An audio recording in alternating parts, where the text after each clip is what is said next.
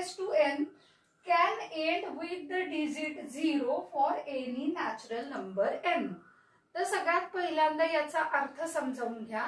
याचा अर्थ असा आहे की 6 raised to n म्हणजे हा जो n आहे की जो 6 च्या डोक्यावरती लिहिलेला आहे त्या n ची अशी कोणती तुम्ही व्हॅल्यू घेतली तर जो नंबर तयार होणार आहे त्या नंबरचा लास्ट डिजिट किंवा युनिट्स प्लेसला नंबर हा 0 असणार आहे. तर मग म्हणजे की उदाहरणार्थ 6 raised to n तर समजा n1 घेतला, 6 raised to 1, 6 raised to 2 वगैरे वगैरे वगैरे.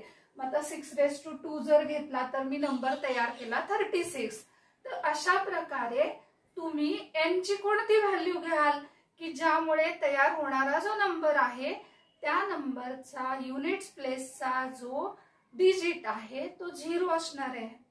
तर सगळ्यात पहिल्यांदा एक गोष्ट आपण लक्षात घेतली पाहिजे की कुठलाही नंबर एनी इंटिजर कुठलाही नंबर एंड्स विथ 0 म्हणजे कुठलाही नंबर की जो 0 ने ज्याचा शेवट होतो मस्ट बी डिव्हिजिबल बाय 5.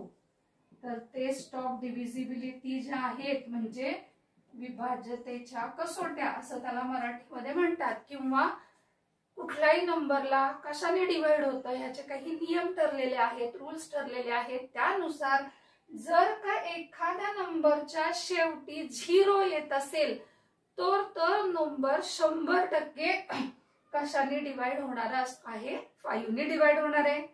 आता 5 हा काय आहे प्राइम नंबर आहे म्हणजे देअरफॉर प्राइम फॅक्टरायझेशन किंवा factorisation of this number which number which ends with 0 this number must contain 5 prime किंवा prime 5.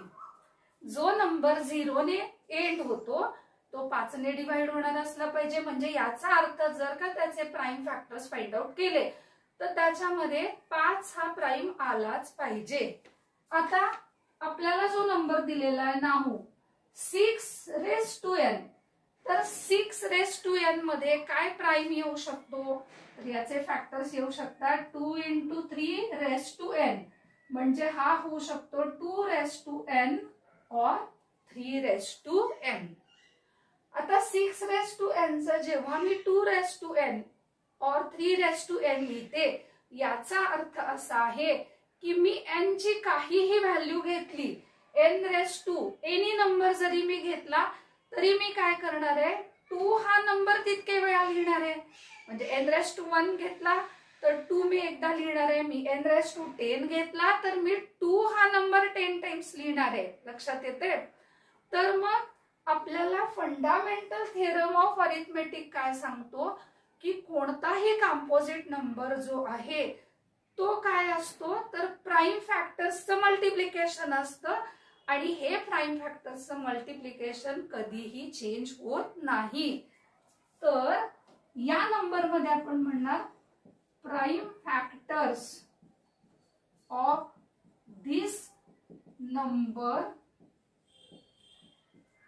contains only 2 primes 2 and 3. तर आम्हाला तर असं दिसतंय की 6 raised to n जर का नंबर असेल तर या नंबरच्या प्राइम फॅक्टर्स मध्ये फक्त 2च प्राइम्स येतात 2 and 3. आणि फंडामेंटल थेरम काय आहे युनिक आहे, युनिकनेस आहे त्याचा. म्हणजे काय सांगतो की एखाद्या नंबरचे प्राइम फॅक्टर जे आहेत तर ते तसेच राहतात. कुठल्याही कारणासाठी एखाद्या नंबरचे प्राइम फॅक्टर आधी 2 3 होते मग 3 5 झाले 5 7 झाले वगैरे असं काहीही होणार नाही. So according to uniqueness, uniqueness म्हणजे काय की एखाद्या नंबरचे प्राइम फॅक्टर्स हे तेच राहतात, चेंज होत नाहीत.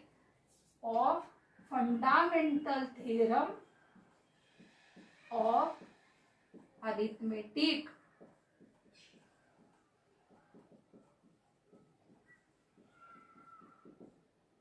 no other prime than 2 and 3 will occur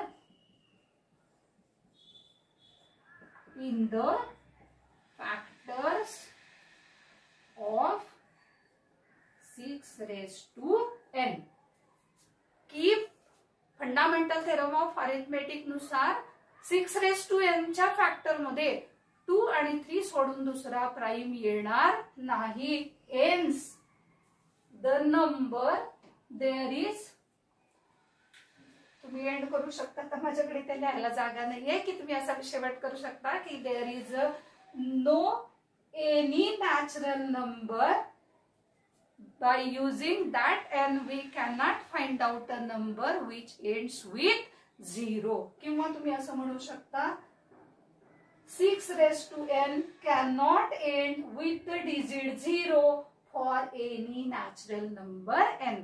तर विद्यार्थी मित्र मैत्रिणींनो, पहिल्या व्हिडिओ मध्ये मी फंडामेंटल थेरम ऑफ अरिथमेटिक म्हणजे काय हे समजावून सांगितलेलं आहे. तुम्ही तो व्हिडिओ बघितला नसेल तर तो परत एकदा बघा. आणि ह्या व्हिडिओमध्ये त्याचं आन्सर कसं लिहायचं हे मी सांगितलेलं आहे. आणि सीबीएसईच्या विद्यार्थ्यांसाठी मी हे मराठीमधून शिकवत आहे. तर मला असं वाटतं की मॅथ्स शिकवण्यासाठी किंवा कन्सेप्ट क्लिअर होण्यासाठी तुम्हाला ज्या भाषेमध्ये जास्ती चांगल्या रीतीने समजतं त्या भाषेत जर का तुम्ही शिकलात तर तुम्हाला त्याचा नक्की फायदा होईल. Thank you very much.